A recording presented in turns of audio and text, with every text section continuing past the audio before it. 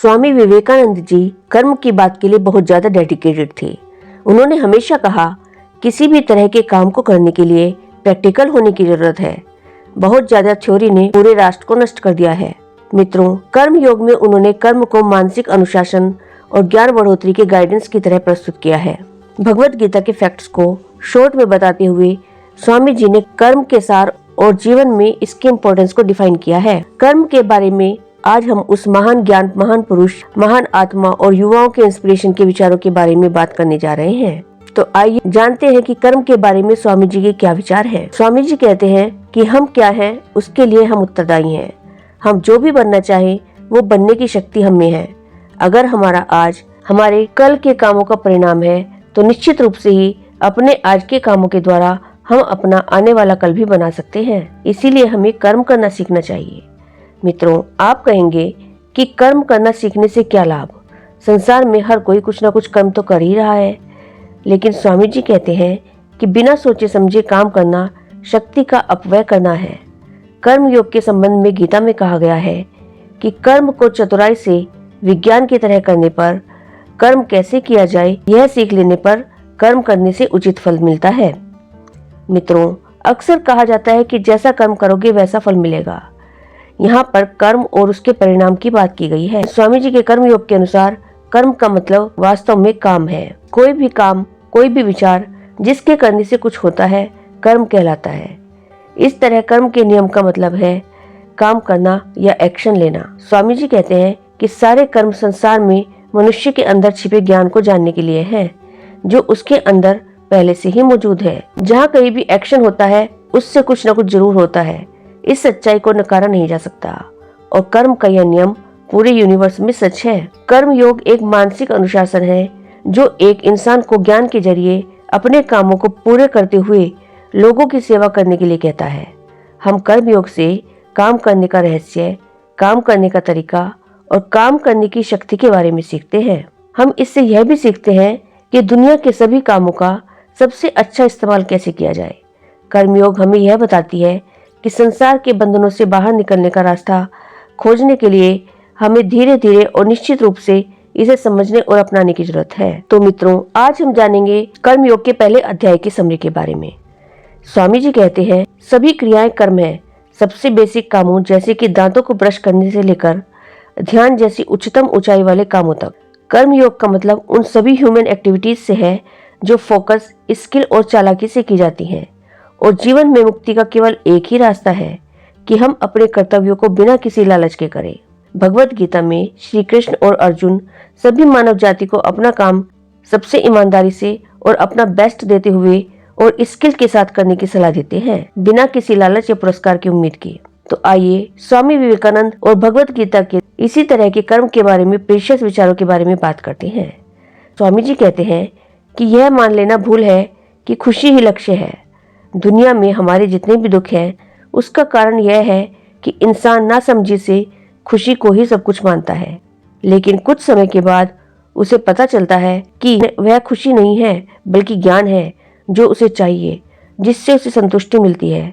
सुख और दर्द दोनों महान शिक्षक हैं और एक व्यक्ति बुराई से उतना ही सीखता है जितना कि सच्चाई से। किसी व्यक्ति के चरित्र निर्माण में सुख और दुख दोनों का बराबर हिस्सा है और कभी कभी तो दुख सुख से भी ज्यादा अधिक सिखा कर जाता है। दुनिया में जितने भी महान लोग हुए हैं उनके चरित्रों का अध्ययन करने से पता चलता है कि दुख ने उन्हें सुख से अधिक शिक्षा दी, धन से अधिक निर्धनता ने उन्हें महान बनाया, प्रशंसा नहीं बल्कि आलोचना ने उन्हें ऊपर उठाया। अब प्रश्न यह उठता है कि यह ज्ञान हम कहाँ से लें, कहाँ से मिलेगा हमें सच्चा ज्ञान? तो स्वामी जी कहते हैं, यह सारा ज्ञान इंसान के अंदर ही है। कोई ज्ञान बाहर से नहीं आता, यह सब अंदर है। जो कुछ भी कोई इंसान इनोवेशन करता है वो पहले से ही मौजूद है। मित्रों, जैसे हम जब कहते हैं कि न्यूटन ने ग्रेविटी की खोज की थी, तो हमें यहाँ यह सोचने की जरूरत है कि क्या ग्रेविटी किसी कोने में बैठकर उसका इंतजार कर रही थी या फिर न्यूटन किसी कोने में बैठा ग्रेविटी का इंतजार कर रहा था। स्वामी जी कहते हैं कि वह उसी के मस्तिष्क में थी। एक सेब के गिरने से न्यूटन को ग्रेविटी के बारे में आइडिया मिला। उन्होंने अपने मन में उससे रिलेटेड चल रहे विचारों की सभी पिछली कड़ियों को एक साथ जोड़ना शुरू किया और उसके बीच एक नई कड़ी की खोज की। जिसे हम ग्रेविटी का नियम कहते हैं। मित्रों, अगर हम यहाँ सच में देखें तो ग्रेविटी सेब में नहीं थी और न ही पृथ्वी के केंद्र में या किसी भी और चीज में। वो ज्ञान, वो स्पिरिचुअलिटी इंसान के मन में थी। जब उन्होंने एक दृश्य देखा तो उनके दिमाग में एक आइडिया आया और समय के साथ कर्म करके उन्होंने इसका पता लगाया। स्वामी जी कहते हैं कि संसार को अब तक जो भी ज्ञान प्राप्त हुआ है वह सब उसके मन के अंदर से आता है। यूनिवर्स की कभी न खत्म होने वाली लाइब्रेरी आपके दिमाग में ही है। बाहरी दुनिया सिर्फ सुझाव और अवसर है जो आपको अपने मन के बारे में जानने के लिए प्रेरित करती है, लेकिन आपके सीखने का पर्पस हमेशा आपके अपने मन के बारे में ज्यादा से ज्यादा जानना होता है, और ऐसा होना भी चाहिए। ज्यादातर लोग अपने अंदर छिपे हुए ज्ञान को ढूंढ नहीं पाते हैं और वह अनावृत ही रह जाता है, और जब उसके ऊपर चढ़ी अज्ञानता की परत को धीरे धीरे हटा दिया जाता है तो इंसान के अंदर ज्ञान आ जाता है।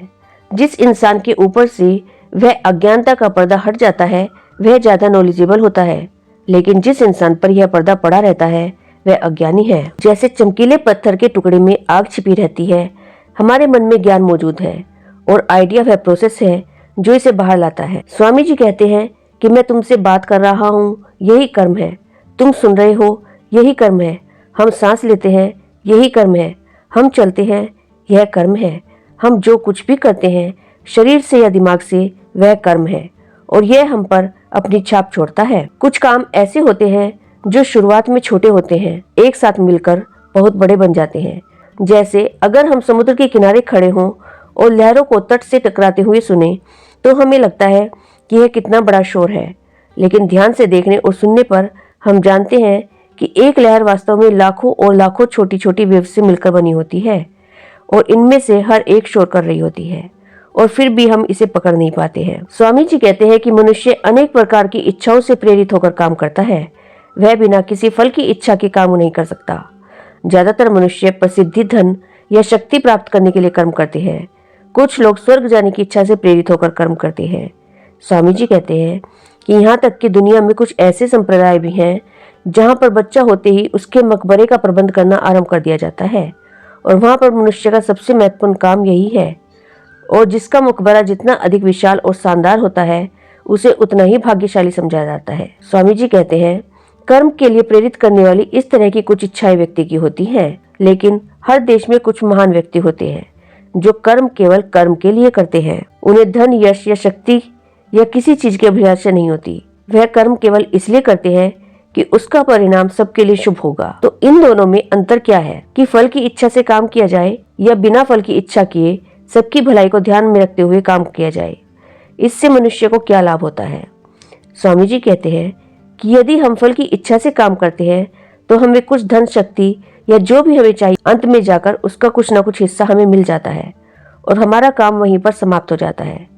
लेकिन जो व्यक्ति बिना स्वार्थ के काम करता है उसे उससे भी बड़ा लाभ होता है, सांसारिक लाभ से भी अधिक लाभ होता है।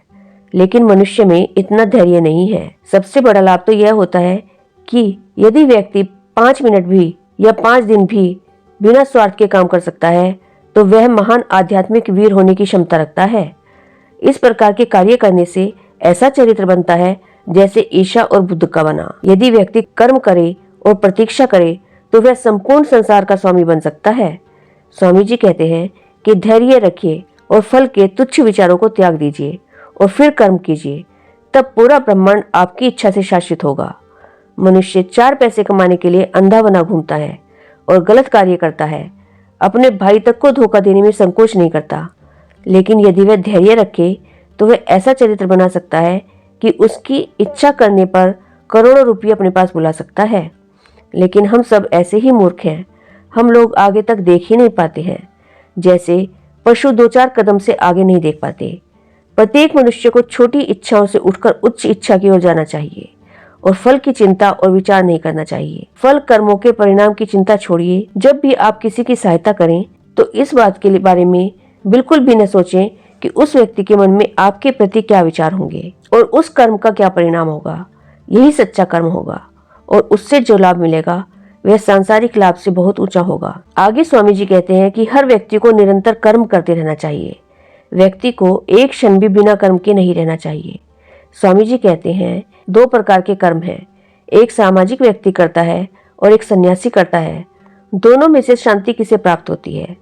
समाज में रहता हुआ मनुष्य आजीवन परिश्रम करता है, दूसरी ओर सन्यासी शांत प्रकृति के बीच, जहाँ पर कोई कोलाहल और कोई अशांति नहीं, इसके बीच में रहता है। इन दोनों में से कौन श्रेष्ठ है? किसके पास शांति है? स्वामी जी कहते हैं कि इनमें से कोई भी पूर्ण नहीं है। एक सन्यासी को यदि संसार में भेज दिया जाए तो वह छिन्न भिन्न हो जाएगा, और इसी तरह एक सामाजिक व्यक्ति को यदि किसी निर्जन एकांत प्रदेश में भेज दिया जाए जहाँ कोई दिखावा ना हो तो वह पागलपन की स्थिति में हो जाएगा। स्वामी जी कहते हैं कि पूर्ण व्यक्ति वह है जो निर्जनता में रहते हुए भी अविराम गति से कर्मण्य रहता है, और जो व्यक्ति समाज में शोर शराबे में रहते हुए भी वन जैसी शांति और निर्जनता महसूस करता है। किसी विशाल शहर के शोर शराबे से परिपूर्ण बाजार से जाते हुए भी उसका मन शांत रहता है, जैसे वह किसी पर्वत कंदरा में बैठा हो जहाँ कोई पक्षी तक नहीं बोलते हो, और सारे समय वह कर्म करता रहता है। यही कर्म का रहस्य है। यदि आप इस स्थिति तक पहुंच जाते हैं तो आपने वास्तव में कर्म का रहस्य जान लिया है। स्वामी जी कहते हैं कि हम जो भी काम करें उसमें धीरे धीरे अपना स्वार्थ छोड़ते जाएं, कर्म करते जाएं। जो कर्म हमारे हिस्से में आया है उस कर्म को करते हुए हमें इस बात का पता लगना चाहिए कि उसमें हमारा क्या स्वार्थ है, और धीरे धीरे उस स्वार्थ को जड़ से दूर करें। और लगातार ऐसा प्रयास करने पर अंत में वह समय आएगा जब आप निस्वार्थ कर्म कर पाएंगे। कम से कम कभी कभी तो हम ऐसा कर ही सकते हैं, और जब हम ऐसा करने लगेंगे तो हमारी सारी बिखरी हुई शक्तियाँ जाकर इकट्ठा हो जाएंगी और सत्य का ज्ञान हमारा होकर तुरंत प्रकाशित होगा। इस तरह लगातार प्रयास करते रहने से हम इतने ताकतवर बन जाते हैं कि उनके जरिए हम प्रेजेंट या फ्यूचर में असंभव लगने वाली चीज को भी कर सकते हैं। मित्रों, स्वामी जी कहते हैं कि इस प्रकार के निस्वार्थ कर्म करने से हमारा चरित्र महान बनेगा। वास्तव में वही महान इंसान है जिसका चरित्र हमेशा महान होता है, मतलब जो अपने दिखावटी और अंदर के सभी कामों में ईमानदार होते हैं, चाहे वह कहीं भी हो। स्वामी जी कहते हैं कि हम वो हैं जो हमारी सोच ने हमें बनाया है, इसीलिए इस बात का ध्यान रखें कि आप क्या सोचते हैं। आप जो भी सोचते हो वही आप हो। अगर आप अपने आप को कमजोर समझते हैं तो आप कमजोर होंगे। अगर आप अपने आप को शक्तिशाली समझते हैं तो आप शक्तिशाली होंगे। अगर आप अपने आप को कम समझते हैं तो आप किसी से कम हो जाओगे। अगर आप अपने आप को पवित्र समझते हैं तो आप पवित्र हो जाओगे। सफल होने के लिए आपके पास जबरदस्त डिटर्मिनेशन, जबरदस्त इच्छा शक्ति होनी चाहिए। इसीलिए लोग चाहे जो कहें, अपने विश्वास पर टिके रहें और विश्वास रखें, दुनिया आपके कदमों में होगी। तो मित्रों, आज की वीडियो में हमने जाना कि निस्वार्थ होकर कर्म करने से हमारा चरित्र महान बनता है, और यदि हम निस्वार्थ होकर कर्म कर सकते हैं तो हम अपने चरित्र की उस ऊंचाई को प्राप्त कर सकते हैं जहां हम सब कुछ पा सकते हैं और इस संसार के स्वामी बन सकते हैं। लेकिन हमें धैर्य रखना होगा, और धैर्य रखकर कर्म को निस्वार्थ होकर बिना फल की इच्छा किए करना होगा। कोई ज्ञान बाहर से नहीं आता, सारा ज्ञान मनुष्य के अंदर ही है। यदि हम निस्वार्थ होकर कर्म करते हैं तो वह ज्ञान प्रकाशित हो जाता है, और उसका हमें वह लाभ मिलता है जो संसारिक लाभ से बहुत ऊपर होता है। तो मित्रों, आशा करती हूँ कि आज की इस वीडियो से आपको काफी कुछ सीखने को मिला होगा। यदि यह वीडियो आपको अच्छा लगा है तो इसे लाइक शेयर जरूर कीजिएगा, और आपके अपने चैनल वर्ड्स ट्रेजर को सब्सक्राइब कर लीजिएगा। Thank you.